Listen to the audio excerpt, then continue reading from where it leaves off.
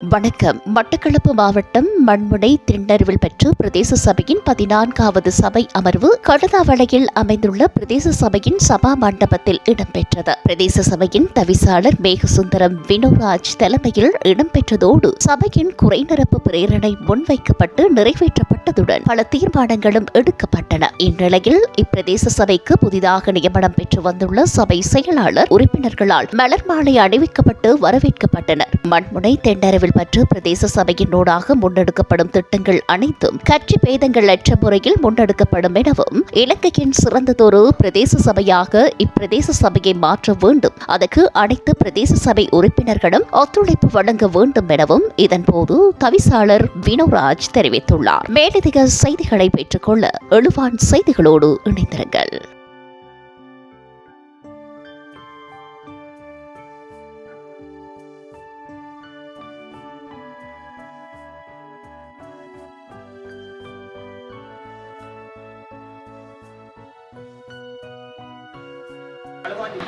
இனிவரும் காலங்களில் எந்தெந்த திட்டங்கள் எங்களுடைய எந்தவித கட்சி பேதங்களும் இல்லாமல் எங்களோட கௌரவ உறுப்பினர்கள் என்ன சொல்றீங்களோ அதுக்கேற்ற மாதிரி எங்களோட மக்களுக்கு என்ன நல்லதோ அந்த சேவைகளை நாங்கள் செய்யறதுக்கு தயாராக இருக்கோம். எந்தவித பாகுபாடும் இல்லாமல் இனிவரும் காலங்களில் ஒரு இலங்கையில் ஒரு சிறந்த ஒரு சபையாக நம்ம இதை கொண்டு வரணும் பண்றதை கேட்டு